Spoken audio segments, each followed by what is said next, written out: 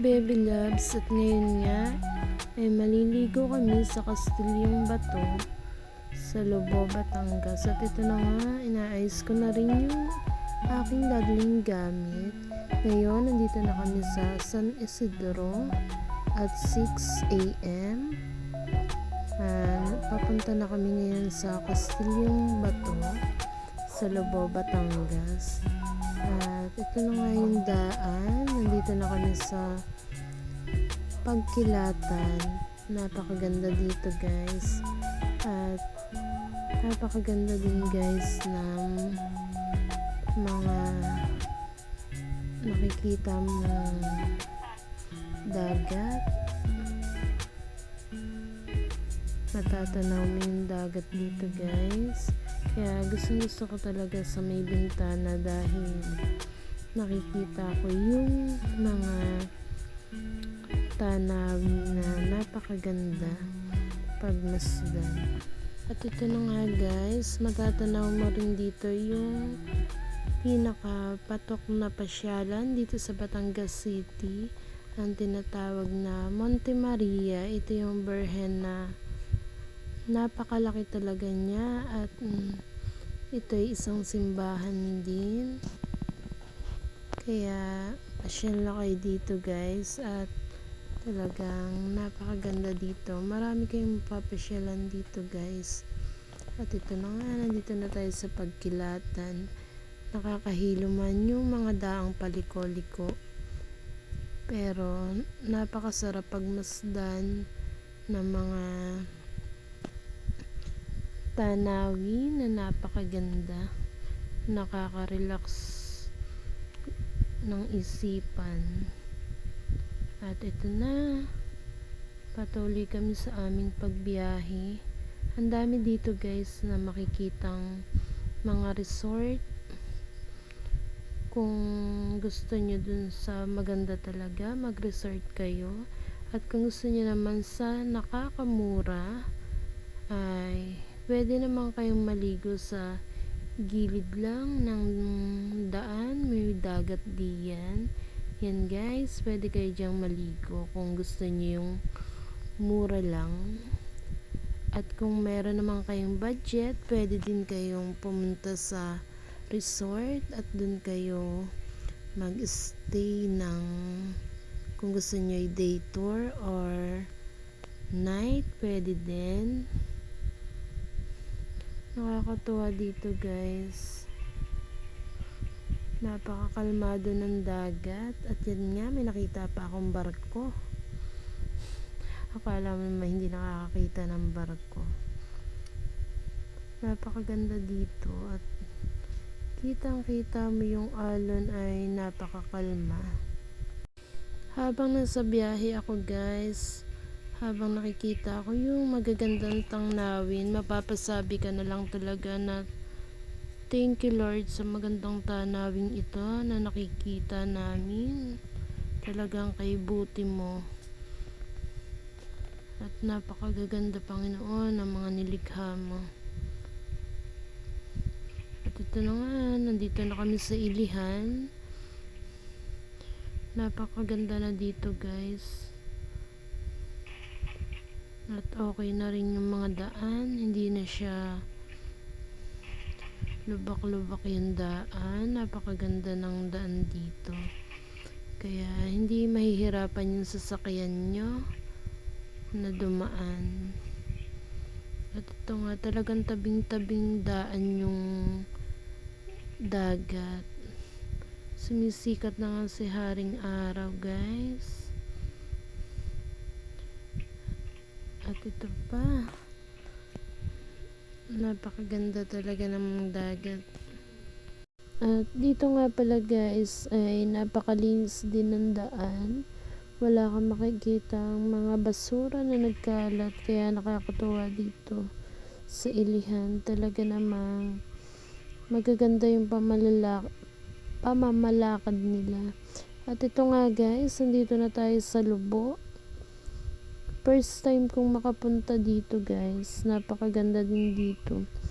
At makikita mo yung daan dito, nakaka-relax talaga. Talagang Probinsyang-probinsya siya. Makikita mo dito yung mga puno ng niyog. Talagang dito mo makikita yung mga baka na nasa parang, tsaka yung kalabaw. Nakakatuwa nga yung mga kasama ko. Palibhasa, minsan lang sila makakita ng kalabaw. Talaga naman tuwan-tuwa sila at tinuturo pa. Ako naman ay matagal ko na itong nakikita kasi sa Mindoro, ito talaga yung mga ginagamit ng magsasaka sa amin, ang kalabaw. Kaya tuwan-tuwa ako sa mga kasama ko dahil nung nakita nila yung kalabaw ay talagang tinuturo. At ito na nga guys, yung daan dito. Napakaganda din ang daan dito. At talagang ang mga kalsada ay okay, napakaganda at hindi naman siya lubak-lubak, pero dito sa pupuntahan namin ay medyo lubak-lubak yung daan, pero hindi naman siya kalubakan. At ito nga, nakita na yung palaya, napakagandang pagmasdan. Naalala ko yung nasa Mindoro ako, kasama ako ng nanay at ate ko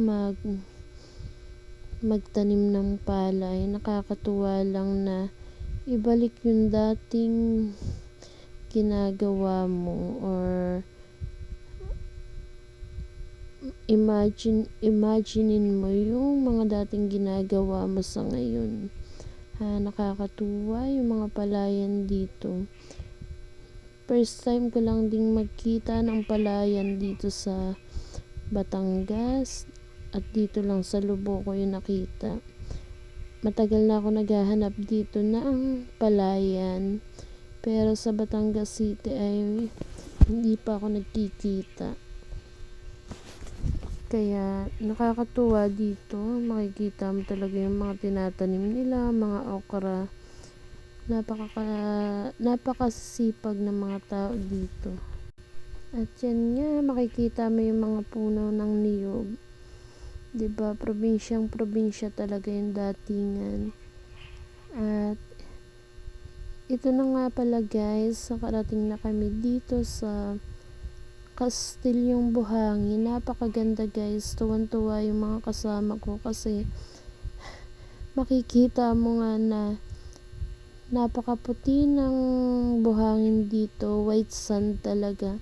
Kaya naman napapatakbo dito si Mela at tuwang-tuwa kasi napakaganda talaga dito ng dagat. At yan na nga yung nilalakaran ko, makikita mo na mapipino talaga yung buhangin at hindi siya masakit apakan. At ito na nga, inaayos na namin yung aming tent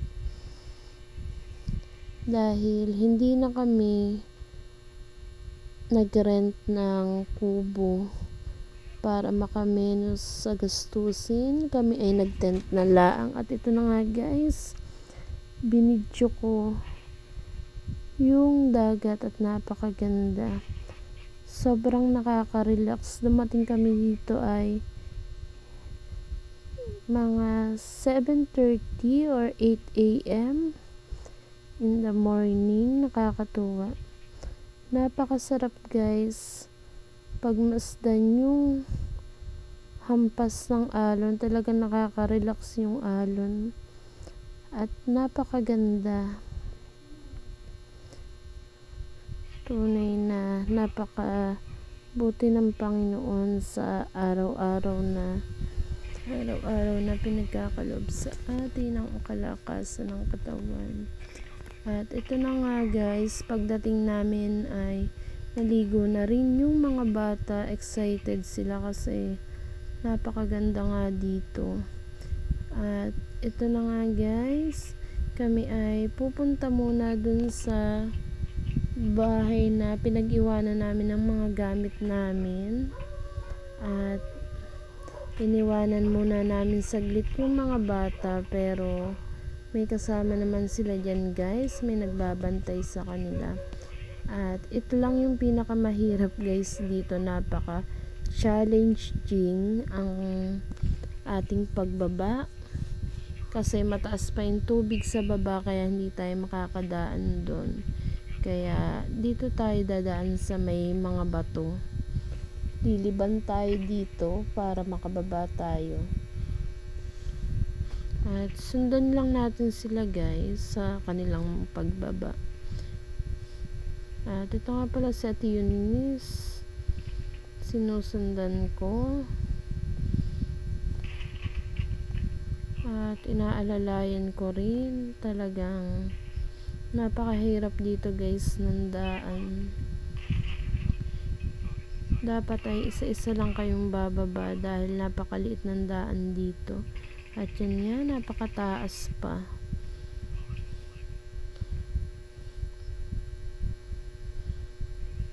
Habang kami naglalakad ay hawak-hawak ni Ate Dayan si Ate Eunice.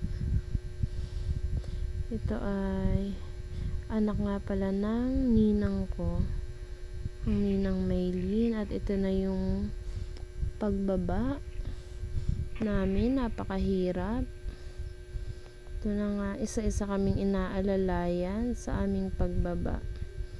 At talagang napakataas nito guys. At yan na, nakababa na kami. At nagluluto na rin kami ng aming kakainin para sa tanghalian. At ito nga yung niluluto ni Ate Faith. Napakasarap na ginsang bagoong.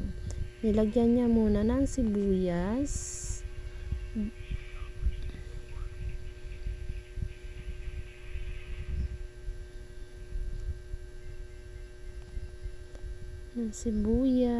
bawang, at saka hinalo-halo. Ating papabrownin muna ng kaunti. At sige lang ang halo. Hintayin nating mag-brown. At yan nga, nilagay na yung kamatis. Hahaluin uli natin hanggang sa maluto ang kamatis.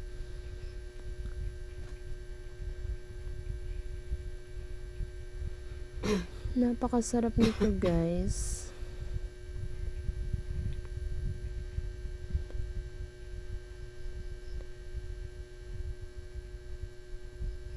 Halo-haluin lang natin hanggang maluto yung ating kamatis. At ilalagay na din yung kalamyas.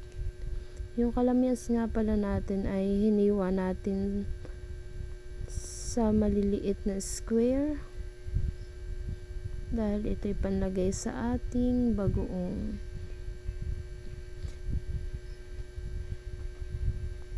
At yun na nga guys, yung bagoong igigisa na natin. Napakasarap nito guys na sausawan ng talong. At yan na nga, ginigisa na ni Ate Faith. Sabi ko nga sa kanya ay hi muna siya sa aking vlog. At siya na may ngumiti at nag-hi rin sa aking vlog. At ito nga pala si Kuya RJ, hinihiwaan niya yung isdang dumpilas at aming iihaw, hihiwaan niya na.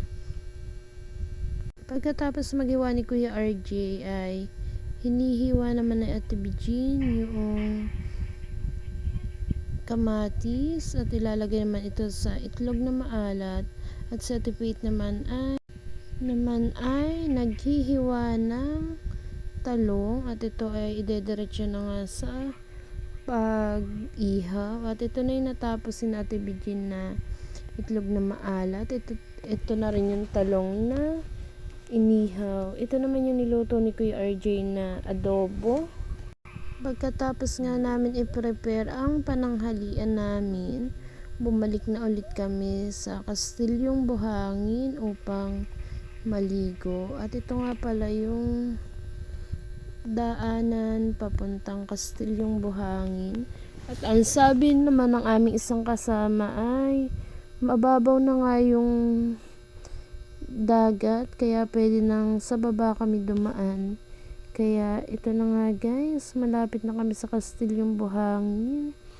At talagang kami ay ligon-ligo na. Napakainit dito guys ng tubig.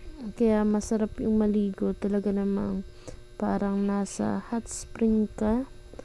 Hindi ka lalamigin. At ito na guys, liliban na nga kami ng dagat. Pupunta kami dun sa kabila. Dahil ito ay mababaw na. Dito na kami dadaan sa gilid. At yan na nga guys, naglalakad na kami sa tubig.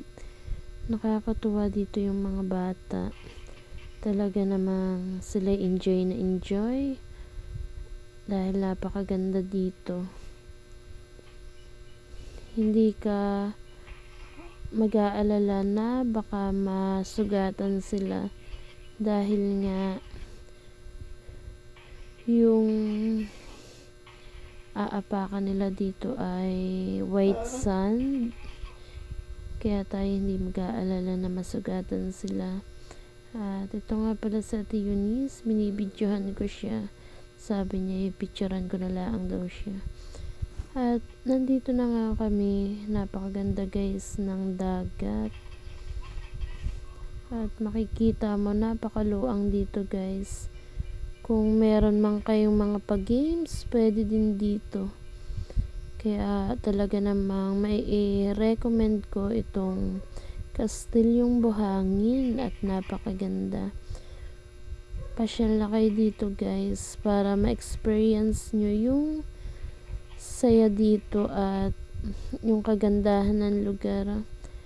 At dahil nga napagod si Ate Jonah sa pagbiyahe nila mula Cavite hanggang dito sa Lobo, siya muna ay natulog. At ito nga pala yung gamit namin. Sorry dahil kalat-kalat lang. Ito ay aayusin muna namin dahil maya-maya ay babalik na uli kami doon sa taas upang kumain ng pananghalian. Natutuwa ako din sa dagat, talagang kalmado at unti-unti na nga din siyang kumakati, bumababa na yung tubig. Yan na guys, sinusum ko na nga pero lumalabo yung zoom, kaya binalik ko na ulit sa kanyang dating picture. Ito na guys, napakaganda. At yan na nga, nag-video na rin ako ng gagamitin ko pag re-reels. Napakaganda guys. Talaga kayo tuwan-tuwa dito. At napapasabi na lang na thank you Lord dahil nakasama kami dito. Dahil nga kayo tuwan-tuwa dito, napapataas talaga yung kamay ko at napapatakbo ko dahil napakasarap apakan ng buhangin. Nakaka-relax sa paa. At yun na nga pala yung mga kasama ko. Tuwan-tuwa rin. At ang sarap kasi ng tubig, mainit-init. At ito nga, habang nakaupo ako, ang sarap i-video ng paligid dahil napaka aliwalas dito at napakatahimik talaga. Dahil kami pa lang yung naliligo dito. Kaya napakatahimik. At dahil mag-aalas 5 na nga rin, napag-isipan namin mag-picture lahat para naman meron kaming remembrance. Kaya nag-picture kami at sinama na rin namin yung video. At ito na nga, dahil kami pa uwi na ay nagbidyo muli ako at para maidagdag ko sa aking pagre-reels. Salamat nga pala sa panonood nyo sa aking video at salamat din sa mga nag-i-engage sa akin. Thank you for watching. Bye bye. Ingat kayong lahat.